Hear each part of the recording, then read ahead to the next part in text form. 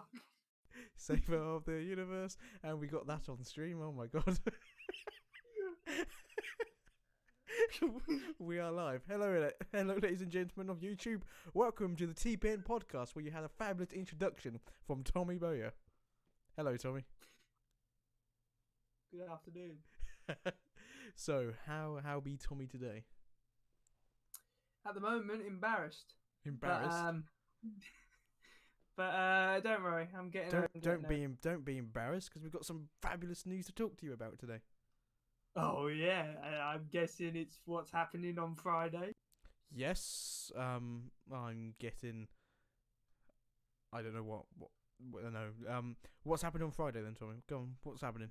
Well, it is what many people are calling Brexit Day, because Brexit. it is the day at 11 p.m. we officially leave the European Union and go into a transition period.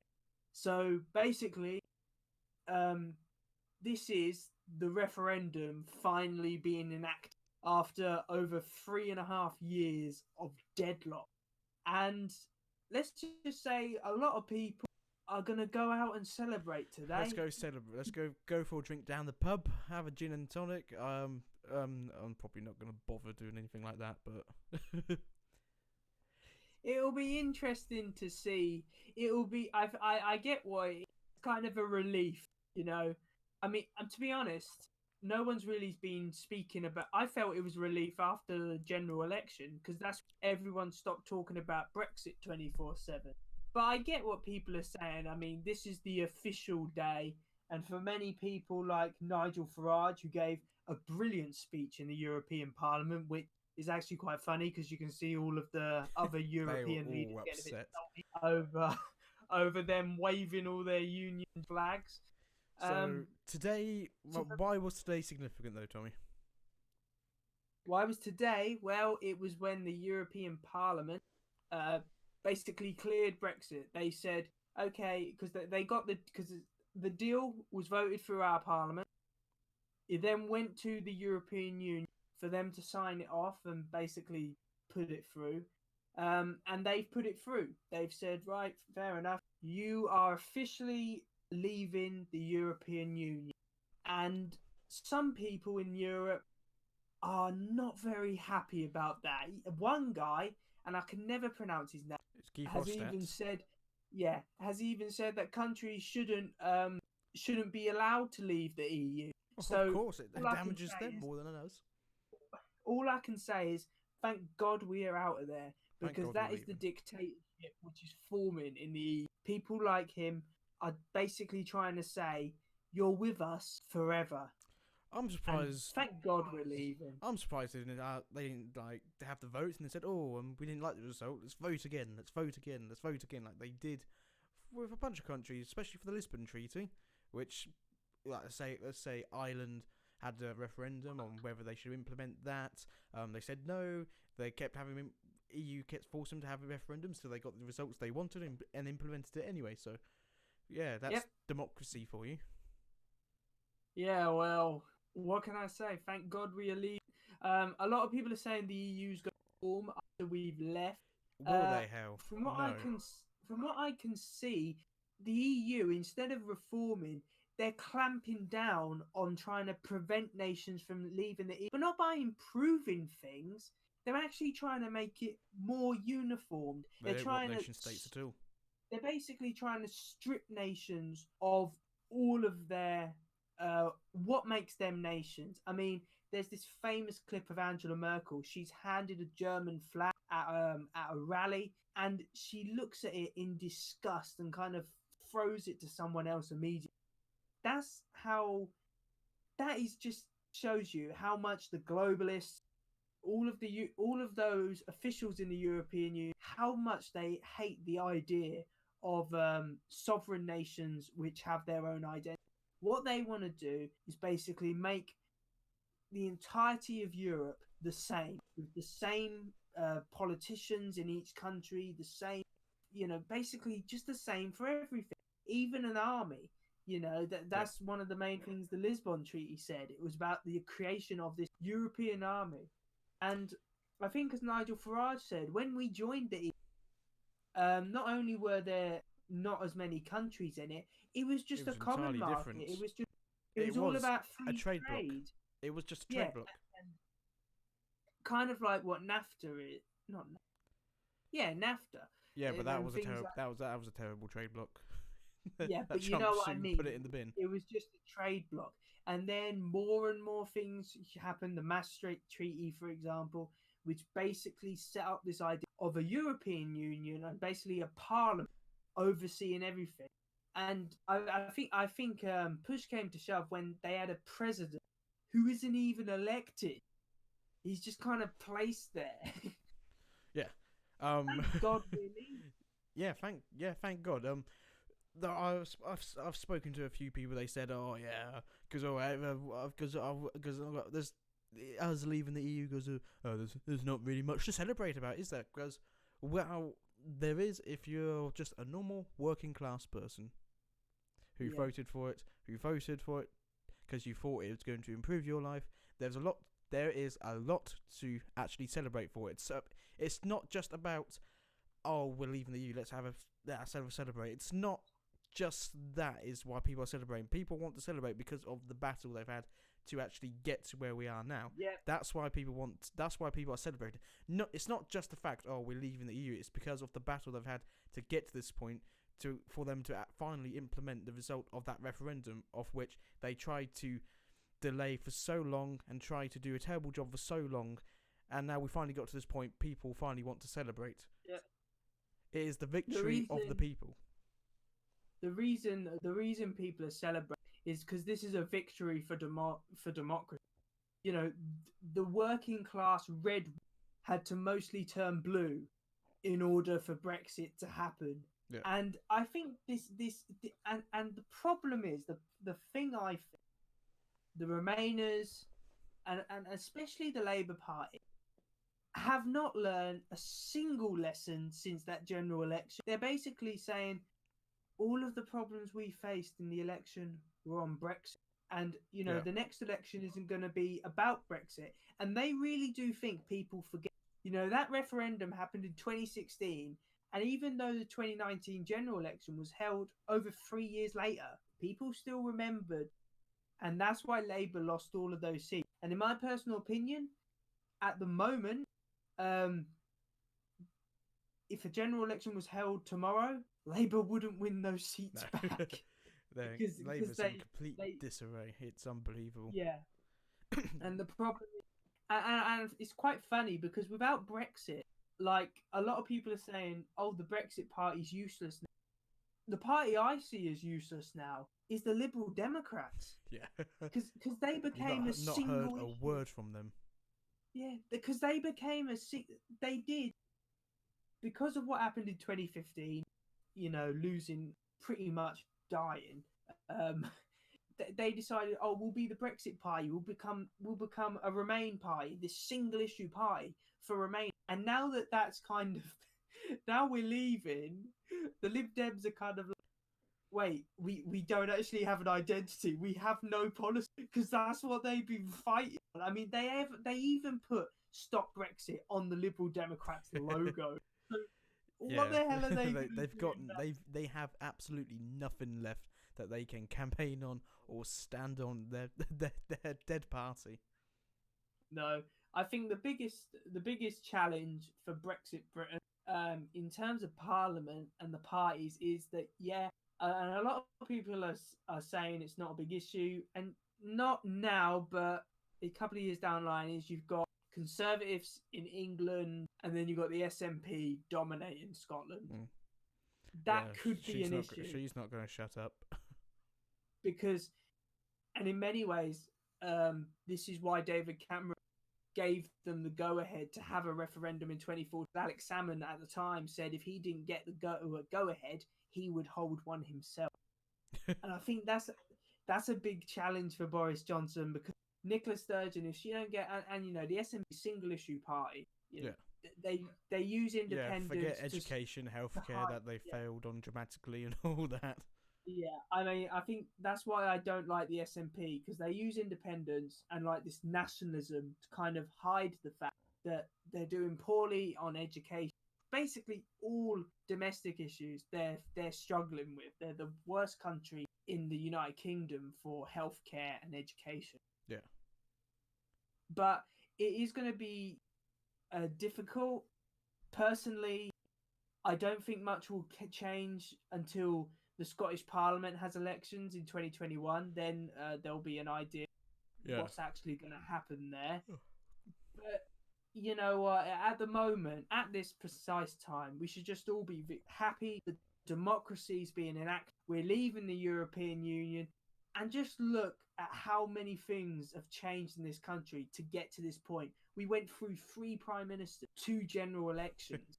We've gone through so much to get Brexit done, and the one guy who did it is the guy who everyone said in 2016 would be one of the worst prime ministers in the history of the United Kingdom.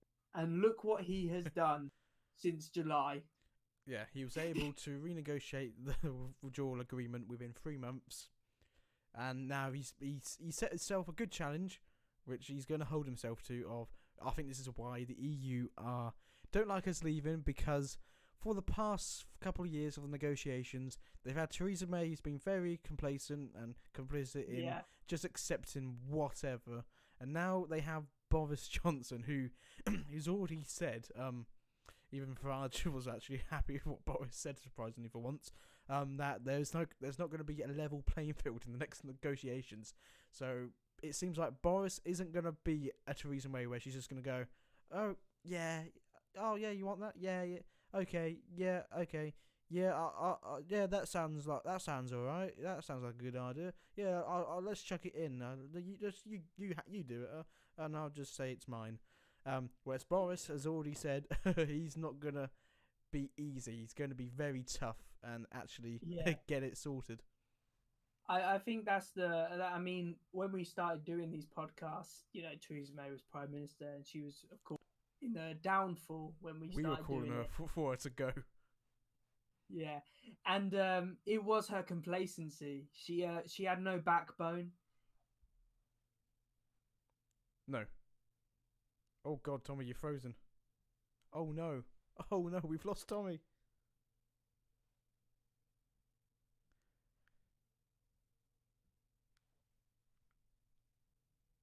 We've lost. Oh God.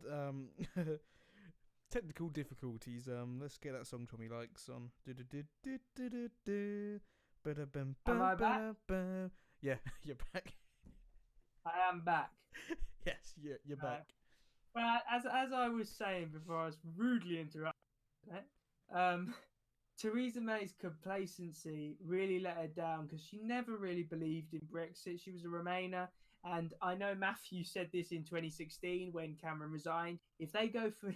And this just shows Matthew I was right. I didn't like Theresa May to begin with. Matthew really is a lot better at judging politicians than I, because he's the one who said, he was like, I said, oh, come on, look, Theresa May, she's saying Brexit means Brexit. She's got all the MP support. And you were, well, hang on a minute. She voted for Remain. And I was saying, oh, what do you know? 3 years later. I didn't like her to begin with. Matthew was right. And I think I was calling for her to resign shortly after the 2017 election. I said she should step down. And my God, it took over 2 years for her to finally take my advice and step down. But, everyone said Boris Johnson, oh, he'd be rubbish as Prime Minister. You can't expect the goofy Mayor of London to be Prime Minister. And not only did he become Prime Minister, he has done more than May in her 3 years. As you've said, he negotiated a trade. He led the Conservatives to a landslide general election, which no one would think that they could ever do since again. 1983. Yeah, and after that, he's doing what the people want. He's getting us out of the European Union. So, and also for all those people, especially Jordan Stokes, if you've seen previous podcasts, who said that Boris Johnson is part of the far right, the really right-wing conservative group. A lot of the policies he's enacting are pretty socially liberal policies. Yeah. So He's even brought one of the rail companies into public ownership. That's not very. That's not very right wing for what Jordan was saying. So you know what? I think after Brexit we're gonna. Have I frozen? No, you're fine. I think after Brexit, we're going to see a different kind of Boris Johnson because, of course, he won't be the Brexit leader anymore. He'll post-Brexit prime minister. Is this meant to be a segue? Is this a segue into the next topic? Yes, it might. Go on, do the segue. Well, if you think of Brexit as the kind of war, it's kind of a war. We've had the Brexit cabinet, which is basically like the war cabinet, all these figures, and his cabinet really did work for Brexit because he was able to unite all these figures. He had from the far Brexit wing of Jacob Rees-Mogg, and he had the more softer Brexit wing like Nicky Morgan in.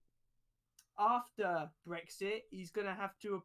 I personally think, and a lot of the papers are suggesting, he will be putting together a new cabinet, major cabinet reshuffle. And I'm going to discuss with Matthew. Well, I'm going to say what the rumors are and see what Matthew. Go on, let's go over your stats and figures of which Tommy had a big sheet during the Conservative leadership election on. Oh, here's my figures and. Unfortunately, I haven't got any facts or figures. However, I do have categories, and I'll start off with the departing category. These are members of the cabinet. It could potentially be likely that they will be losing their job. And number one at the top of that list is Jacob Rees. Now, Mogg is very controversial as an MP because he's very right wing, he's very traditionalist, and he's currently leader of the House of Commons. Now, from what it looks like, I don't know about you, Matthew, I don't think he needs Mogg because Brexit is we're out with the EU. He got the ERG, and that's the main thing. I personally don't think he needs Mogg anymore. So I would say get rid of Mogg. I really think that he fits in with the Conservatives anymore, especially some of the comments he made during the general election were a bit stupid. He shouldn't have made, especially about Grenfell, basically saying he knew better than everyone else about Grenfell. He shouldn't have said that. So I think Mogg will be gone. And a couple of other figures who could be leaving include Andrea Leadsom and, surprisingly, Liz Truss. Now, you might be asking, why the hell are these two leaving? Well, for Andrea Leadsom, a lot of it is to do with when Thomas Cook went bankrupt and kind of closed down. And Leadsom took a lot of the blame because she's business secretary. And a lot of people were saying that, this shows incompetency, that she doesn't really know what she's doing. So Leadsom could be waving goodbye as well. Liz Truss, I'm very surprised and skeptical if Liz Truss leaves. Liz Truss, at one point, I think you were saying, Matthew, she she could have been Chancellor of the Exchequer. People were saying she could be that. Yeah, she was lined up for a top job.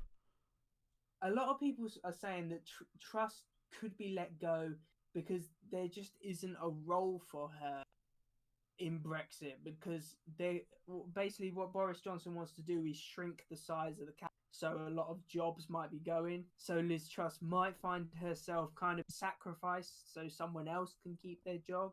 And some of the other departures, Nicky Morgan, of course, she's a Lord now. Lords, she's not going to keep her job as culture secretary.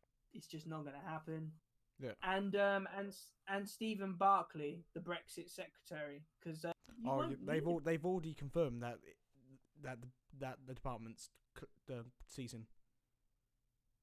Yeah. So Stephen Barclay will be gone. He might be moved to something else going. And here I'm going to talk about possible returns and promotions in the cabinet, because there is a few. A lot of rumours are circulating that maybe Jeremy Hunt will return to cabinet. Now, I don't think this is going to be true, because Hunt was a leadership rival to Shit. Boris Johnson and has Yeah. been a bit critical of Boris Johnson on a couple of occasions. So I think it'd be very stupid to bring Hunt back into the and plus, Hunt was foreign secretary, so I think Hunt would only want to take a senior position. Wouldn't Yeah. want to be punched down to something Well, degrading because that's what he said before. yeah, true. But do you see Hunt returning? I personally don't think No, Boris will want him. as long, because he only wanted a senior position, so I don't think he will be. No. Another return, which I could actually I actually might think this will happen, is Penny Mordaunt, who was Defence Secretary during Theresa May's term. She's actually a Brexiteer, a very Yeah. powerful Brexit. She turned down Boris Johnson's. Boris Johnson offered her position. I don't think anyone found out what he offered her, but she didn't accept it. She supported Jeremy Hunt during the leadership race, so there was a lot of little tiny things there, which is why she got let go. But a lot Yeah. of people are saying, especially a lot of people were impressed with her as defense secretary, despite her not being there that long. Hmm. Because of course she came on as defense secretary after Gavin Williamson left, and there was all kind of problems and all there. So Yeah. she sorted all of that out. So I think it's possible that she could be returning. And the last one I'm going to be talking about is a promotion which is apparently happening. And look, I'm just going to say it. This guy is obviously the heir apparent to Boris Johnson, or he's trying to place that, and that is Michael Gove. I don't. Now, No, I don't think he's gonna get promoted. now Gove is currently the Chancellor of the Duchy of Lancaster, and there's lots of rumours circulating that he's going to have a massive role in post-Brexit trade talks. So you never know, he could be made international trade secretary, or could just have his roles expand. And there's even a rumour which I personally don't think is true, and that is he could be made deputy prime minister. Personally, No, I think that's I think rubbish. Raab will remain. Well, you can have both. You can have first I secretary know, of but I state think and yeah, prime minister. yeah, Deputy Prime Minister is a term not used very often in British politics. Last time it was used was with Nick Clegg. So Gove is a strange one. He seems to have a lot of influence in Boris Johnson's government. He was very high profile during the campaign. He actually helped teach Boris Johnson how to debate against Corbyn. He was actually going to stand in for Boris Johnson at one of the debates, but Channel 4 said no. yeah. Gove is a very capable politician. However, he is not trustworthy, not one bit. No, Especially as he betrayed Boris Johnson in 2016 and basically it's stabbed possible. him right in the. It's possible Boris still would remember that and won't want to promote him because of that. Yeah, true. But the problem is, if you have a very capable politician, even if you don't like him, like a lot of people say that Tony Blair didn't like Gordon Brown, but he was a capable politician. So Yeah, even if you don't like them, if they're good at their jobs, then it's a very difficult situation, to be honest. I mean, some people are saying, "Oh, chance checker, rubbish." I don't think they'll get rid of Sajid Javid, especially no, as he's already said he's already planning a budget. yeah, So why the hell would you remove the Chancellor midway through his planning a budget? Just yeah. kind of kick him out and say, right, bye then. Honestly, this cabinet reshuffle, yeah, it might not sound. It's not massive. Like they're not like taking out loads. But I mean, who knows? I think some will certainly be going. Uh, whether on the problem is this cabinet, this post-Brexit cabinet, show what kind of prime minister Boris Johnson is trying. Oh yeah, we're gonna find out. If he has a lot of figures, I mean, Theresa May's cabinet near the end of her tenure really did show what she was, because it was a pro-Remain cabinet in the end. Yeah, When she came to power, it was kind of 50-50 because you had David Davis, Boris Johnson, and then you had figures like that. So it was 50. By the end of Theresa May's tenure, very pro-Remain, and that basically brought her down because her cabinet was that pro-Remain. Yeah. If Boris Johnson's Brexit cabinet is kind of done, if he doesn't want to focus on Brexit, then he might put together a right-wing cabinet, a centrist cabinet. I think it just I think Boris probably more centrist, I would say. I'd say he is gonna be. I'll say he'd be. This might sound weird. He'll be righter than Cameron's cabinet was. Yeah.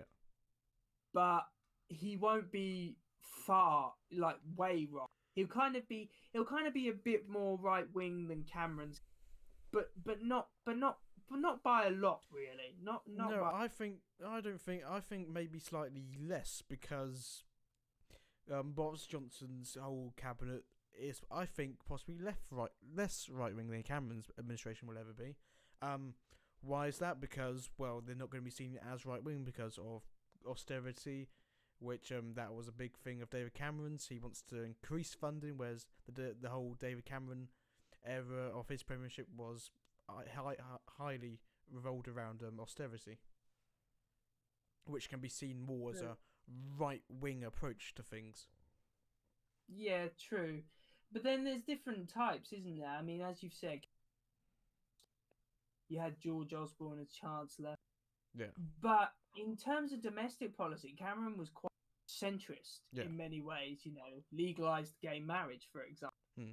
And I know a lot of people could say the difference was Cameron was in coalition with the Lib Dems, and even when he got a majority in, it was a very thin majority. So he still had to make deals with the DUP and various parties in order to get big legislation through. Boris Johnson doesn't have that because he has a massive majority. So he's got freer than Cameron and May ever had. What will Johnson? And you are right. To be fair, you are right. Johnson said that he's gonna pump loads of money into public services, ease up on austerity measures. That could be seen as more right. That could be seen as more left wing. Personally, I think Boris Johnson is becoming more populist than I would say more centre. I think the Conservatives are becoming a very populist for the people party, and that's not a bad thing. I think populism is a good thing. I think we're just gonna have to wait and see. I'm sure once the cabinet reshuffle happen, then me and you will kind of be on it and find out let's just where we're going. But you always have senior figures in cabinets. You always have influencers. George Osborne was Cameron's influential figure. Theresa May had the likes of Philip Hammond, David Lidington, very influential. Yeah. Boris Johnson, at the moment, and this is my personal opinion, the influential figure in his cabinet is Michael Gove. Because Gove seems to be over everything. And because he doesn't really have a specific role, the Chancellor of the Duchy of Lancaster has loads of different responsibilities. He's kind of in and around everywhere. And remember, David Lidington was Chancellor of the Duchy of Lancaster, and he was referred to as Theresa May's de facto Deputy Prime Minister. Yeah. So I can see what you're saying about Gove. You don't think that he's going to be promoted in a big... No, I don't think Boris would reward him after last year. True, but if he's as I've said, if he's good at his job, take it with a pinch of salt. Boris is more powerful now than he was in 2016. If Gove tried to knife him in the back now, the parliamentary party would not support Gove, not one bit, especially all those new him. Oh God, yeah. So it's all to play for. So we'll find out exactly what's going on. In other news, how is Labour getting on? Who? Long Bailey's being pulled apart left, right, and Who? centre for lying. Who? She's a pathological liar. She keeps Who? lying about. What she lied about now? Oh, it was something. She's lied about apparently when some colleague got fired or removed. She worked like she had no sleep. She was working 24, and then loads of people have come out and said, "No, you weren't." Oh no, she's got to make herself look like she's a working class person.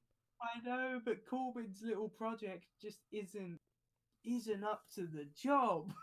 I know Oh, but it's been announced today she's made the final leadership ballot though, yeah. with Keir Well, Starmer actually, and Lisa Nandy. the candidate who you said would pose the biggest threat to Boris Johnson, Jess Phillips, because I you didn't say said she'd be threat. I just said she, in terms okay. of, in terms of on Prime Minister's questions, Yeah, well, that's what I meant. Threat is like being an opponent on Prime electable. No. Minister's questions instead of a war. She's pulled out, hasn't she? So Yeah. if it's oh my god, you know what? I don't actually want Bailey. I hope for God it's Emily Thornberry. Oh no, I don't think she's gonna.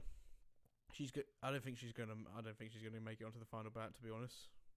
Yeah, but we should be wishing that she does because then, Emily then Thornberry's she's unelectable. the Conservatives will be in for another 5 years. It's possible they're going to be in for another 5 years with either of the candidates left. To be honest with you. It all depends what happens now. Yeah, If we hit a none of recession them. or something. Yeah, but they're still. Long Bailey, she is not going to be the next Prime Minister. I'll tell you that right now. Well, look, the problem is Long Bailey is incapable, and Keir Starmer is another London. So they're not going to win those northern seats back with because the Northerners are sick. And I know people are saying, well, Boris is in London, so he's technically a London. Yeah. Well, people are sick of socialist Londoners who just think they take the North for granted and don't actually care about what happens in the. Yeah. So Labour are in crisis. No one seems to be interested in Labour's leadership election. Absolutely no. Well, all the unions are. They've all like circled around Long Oh, Bailey as well as Momentum. I meant to say I got because this shows you how biased unions are. Yes. I can't tell you what. I Yes, can't I know tell you exactly which one you mean though. what union represents me at work. But I was sent an email by the union which I'm represented by, asking me, well, actually telling me how to apply for the Labour leadership election. Yeah. So it just shows you that Absolutely biased. even if you're part of a union, 9 times out of 10, the unions are pro-Labour because they get well. There's just corruption in Labour and all the bit of corruption. Yeah. Yeah, trust me. I got an email and I was absolutely shocked actually because I'm represented by this union. I pay the union, I pay the union monthly for membership. I don't know if I want to pay it if it's just going to Labour. No. Because I wouldn't put it past it them. pretty much is, to be honest with you. Exactly. So why the hell am I paying the enemy? I'm paying the political enemy to For fund Long their Bailey, organisation. he's not going anywhere. They're not going anywhere. Let's be real. Like, none of them are strong candidates. None of them are actually going to win. In terms of within the Labour Party, there's Rebecca Long Bailey, but in terms of like the far left Momentum nut jobs, there's that lot. But in terms of winning the election and actually the country, she's got no chance by standing on the same platform Corbyn did, that Corbyn lost on. Makes sense to me. Everyone keeps saying, but that is the problem. It was not about the policies. The policies were very popular. Of course it not. was about That's why no one voted for him. Exactly. I'd love to see if, like, the next elections in 2020, what garbage they're going to spout if they lose again. We'll rejoin the EU. Is it policy, or is it about something else this time? Labour's policies are outdated. They were outdated in the 70s, and they're definitely outdated now. Yeah. Anyway, I think we're going to wrap it up there for today. Sounds like a plan. Yeah, sounds like a plan. Sounds like a plan. Thank you everybody for watching today. We will return next Wednesday with more content, updates on what's happened. Now we are a free, independent nation, of not part of the EU. No turning back now. We'll see how everything's happened. We'll talk about how the government's taken steps to nationalise some rail firms as well now. On your channels, for example, it's been announced a rail firm, Northern, is going to be nationalised by the government now to hopefully improve services up north, which won't affect any of us around here, but we'll talk more about that next week. It affects those northern voters, though. Yeah. And that's where a lot of this now. The red wall, yes. Well, the blue wall now. Well, for now, temporarily. I mean, hopefully it stays permanently, but just wait and see. Anyway, guys, we're going to get on out of here now. Thank you for watching, and we'll catch you in another one. Goodbye. Bye.